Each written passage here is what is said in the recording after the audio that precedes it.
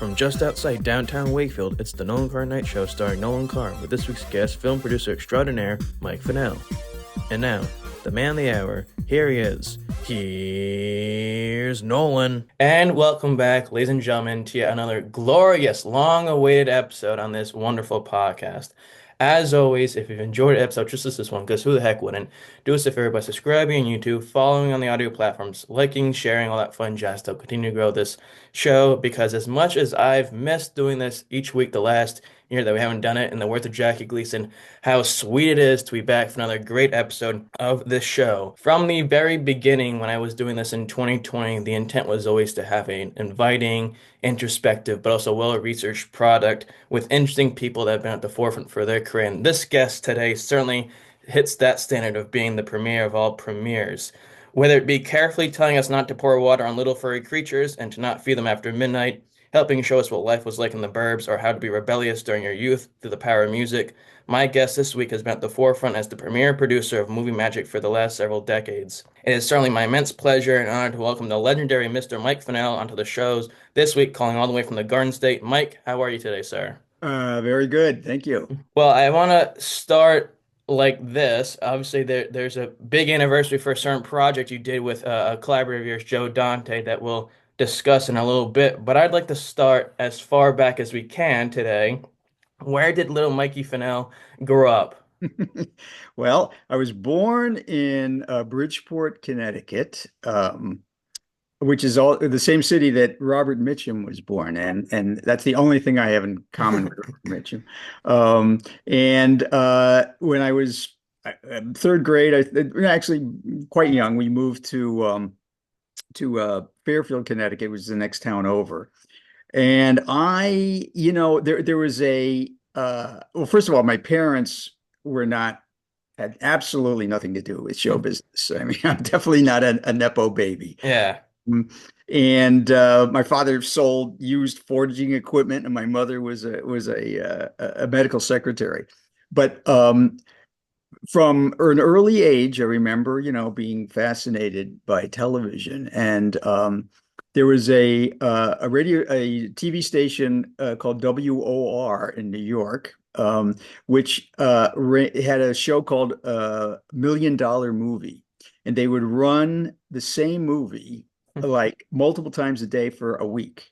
And so what I fixated on was King Kong, Mighty Joe Young, and Godzilla. And Oh I yeah. like watched those every time they were on, like Yeah. 10 times a week. I would watch these movies. And my mother actually told me later that at the end of the movies I would always cry when the monster died, when the monster died. Because I was identifying with the monster, which Yeah. probably says something about where my life went from there.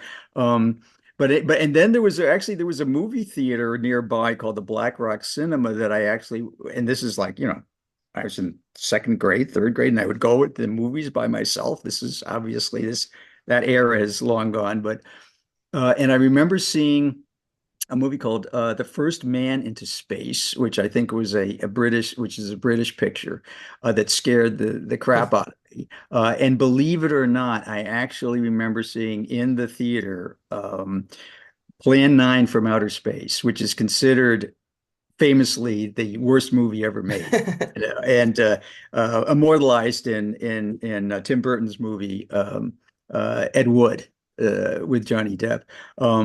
And so I was, obviously attracted to monsters and to horror and things from a very, very young age.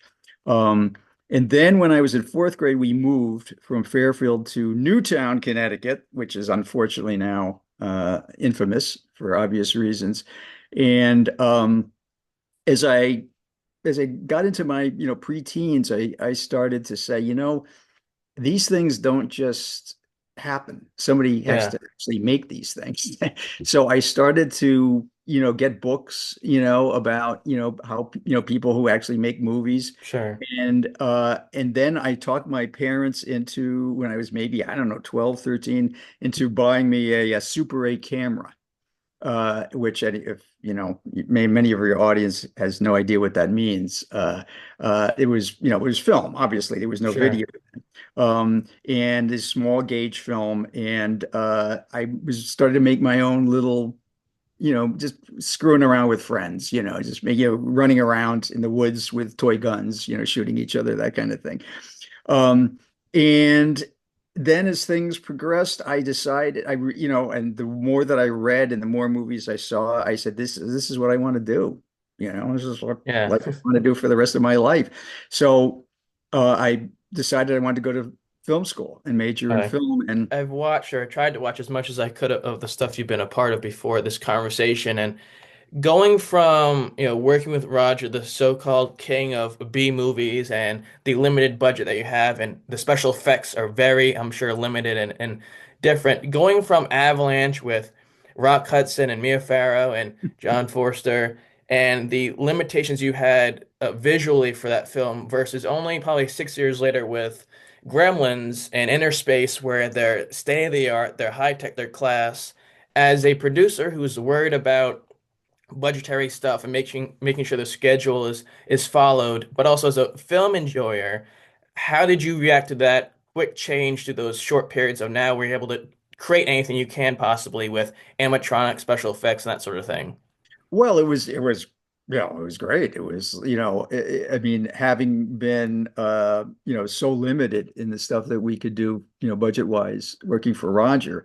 But the great thing about that was that it really, and this is also for Joe too, is like it really imbued a sense of responsibility, and like you knew you had X number of dollars, X number of days, and you had to be creative and figure out Sure, a way to maximize that, and put all the money had to go up on the screen. So that was certainly something that still worked, on these bigger movies. You still wanted to get, every dime up on the screen. sure.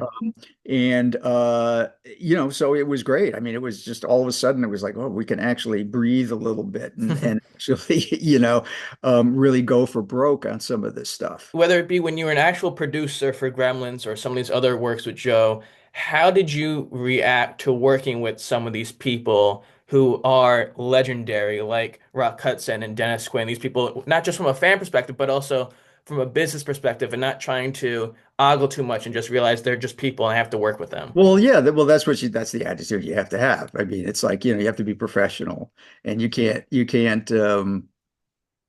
fawn over them.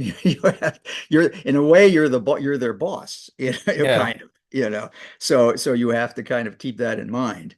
And but I was, at the same time, I was, thrilled, to be able to meet these people and to work with them. Gremlins 2 had, which we'll talk about as well, had someone in there who's probably one of the most prolific and legendary horror or scary genre people being Christopher Lee. Right. Did you interact with him at all or see him on set for that film? Oh yeah, oh yeah, yeah. And we actually became friends. Yeah, no, we became, Joe and I both became very good friends with him. He was just wonderful. And when that role showed up in the script, uh, Joe said, Christopher Lee. I mean, we gotta get Christopher Lee, and the Joe, Joe is even more of a movie, geek than I am.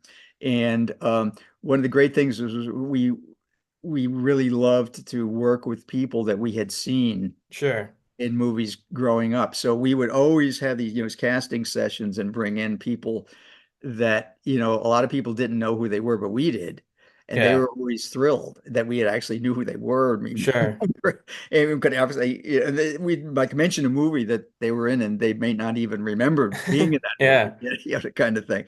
So that was really a lot of fun. It was actually getting to work with these people that I had just, grown up with seeing on the screen. And all of a sudden I'm working There with they them. are. Yeah. A movie like I think Avalanche is, it's a natural disaster, so we know what those are like. We can imagine that. Whereas something like Gremlins or Innerspace is completely different. It's completely creative, in my opinion, where it's not actually going to happen, but it's creative. So for you to work with somebody like a young Chris Columbus or a Joe Dante, where he's able to be as creative throughout all of his movies, What is that like from not just a friend perspective, but also somebody who's trying to say, okay, how are we going to get this creative outlet made? Actually, on Gremlins in particular, we actually had to rewrite we had to work with Chris Columbus and Chris Walas at the same time to actually rewrite the scripts to actually have the Gremlins doing things that we could actually do. Sure, yeah. This was decades before CGI, Yeah, and so everything had to be done practically with puppets. So there were scenes in the original script where the Gremlins are, running around all over the place, and he said, "Well, we can't really have them run. sure. We have to kind of shoot them more or less from the waist up. You know, Yeah. they're puppets. So we actually tried like some marionettes, like on, but that looked like, so light, really lame. Um, so that was part of it. I mean, we had to, we actually had to write the script for things that Chris Walas could do. Now, if you got the original script from Gremlins, you just say, okay, we'll just do all this CGI. But Yeah. that wasn't the case back then. On a lot of, and as you well know, a lot of Joe's films, a lot of the repeat actors are showing up in a lot of those Right, films. right. Zach Galligan, Phoebe Cates, Dick Miller, Robert Picardo, Ethan Phillips, Dante Basco, Kevin McCarthy, and Belinda Blasky. And I guess I'll add Corey Feldman as well. For that scenario, with that sort of core group of actors, how do you get them to return back? But also, what's it like to work with the same cast? Because you're going to know, oh, these people are going to make their mark and they're going to commit to it. Well, when you start to work with people that you like, you gotta want to keep working with them. Yeah, And from in terms of getting them, I mean, actors like to act, yeah, they like to work. I mean, acting isn't something you can do sitting in your apartment, by yourself. You yeah, have to get somebody to hire you to act. sure, And you'd be surprised, we would be surprised by, be these quite well-known actors for various things would come in auditions, and they, desperate is probably too strong a word, but it's like they'd really, really want to, sure, to get the part because, that's again, it's like, actors, a lot of actors think they'll never work again, sure. so but again, once you work with an actor that you like, and then you want to try to find other roles in the next couple of movies that they can fill, and that's what we did. An example I'm thinking of it is Kevin McCarthy, where he's Right, in the right, Twilight Zone and he's playing that really over the top, happy, conform of uncle living with whatever the little boy's name is in that right, film, right, to then Innerspace, where he's this evil right. mafia lawyer type of character. Was there somebody in that core group of Joe's films that you really enjoyed seeing on set, but also getting to work with each time they appeared in his films? Oh yeah, yeah. Well, Kevin McCarthy. I mean, obviously, Invasion of the Body Snatchers. So he was a genre movie icon.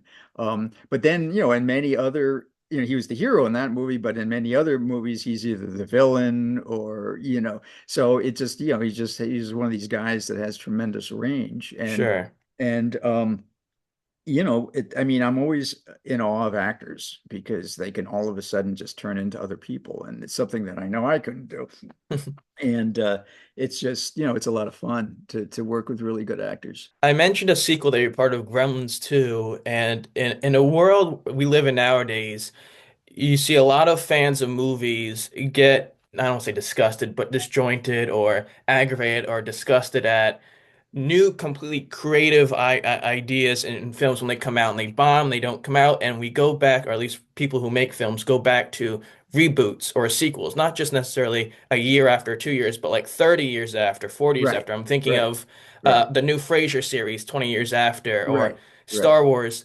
Being that you are a part of a sequel that came out a few years after the first one, how do you look at this landscape of filmmaking where and rather than trying to be creative and commit to that, we go back to the old wishing well and bring back a story 40 years later, 30 years later for unnecessary sequels.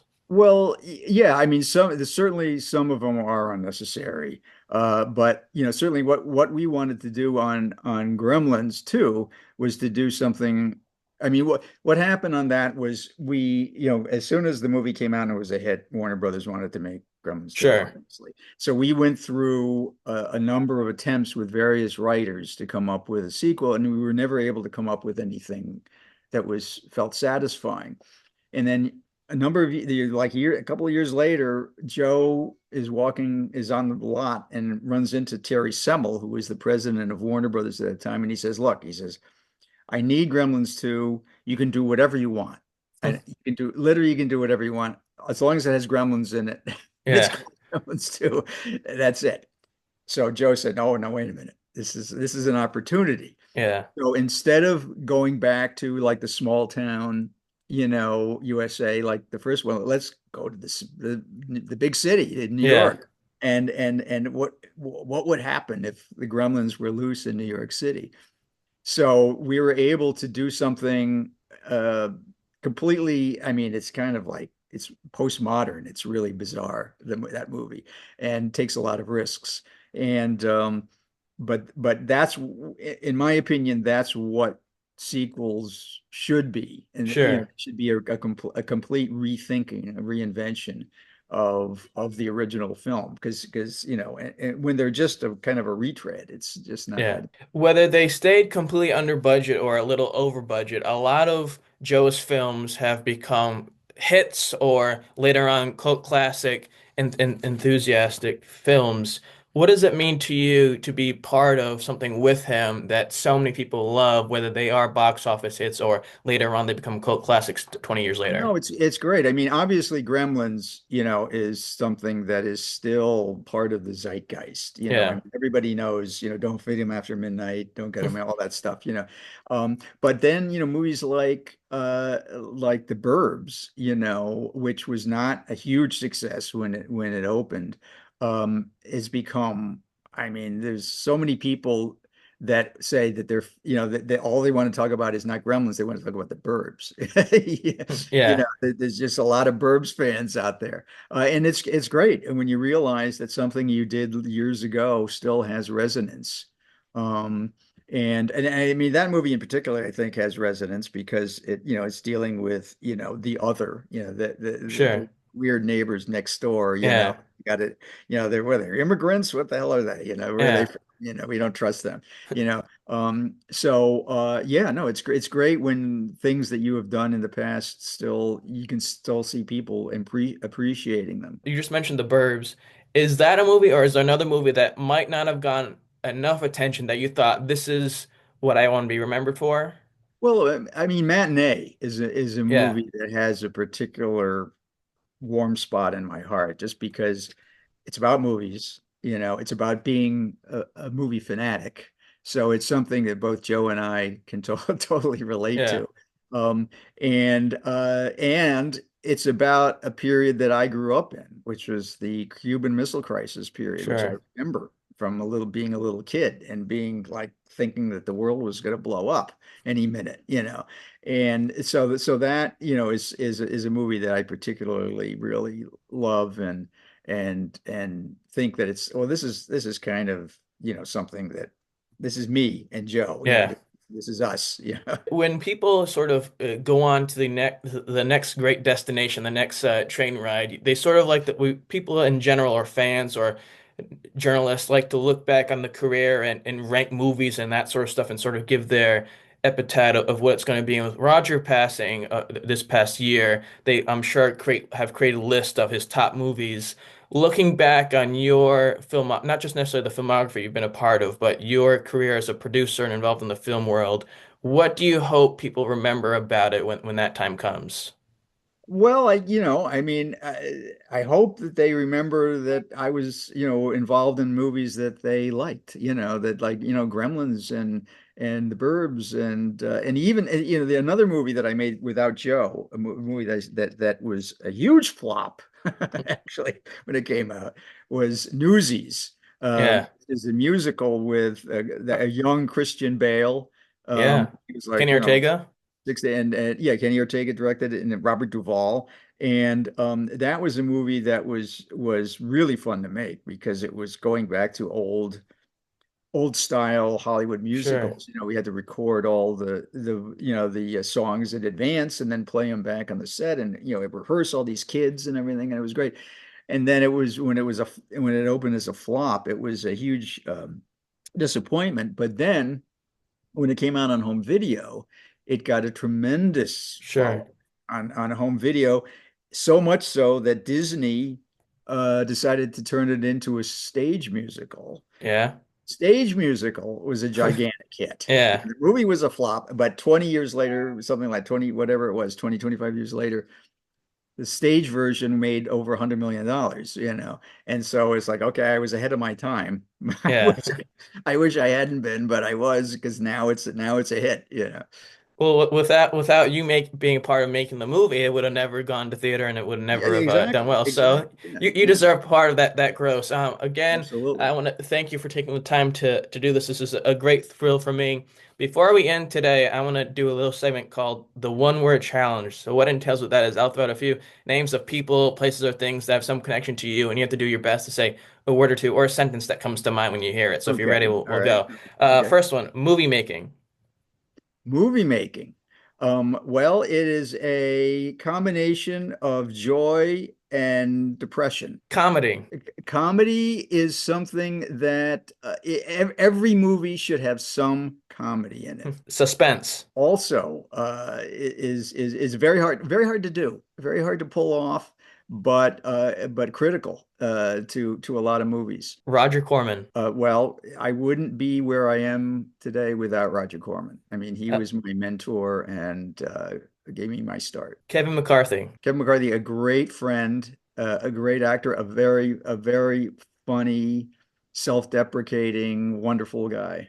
Joe Dante. Joe Dante is an extremely talented and I think kind of underrated great director. And last but certainly never least in this cosmic universe, Michael Finnell. God, you had to stump me, didn't you?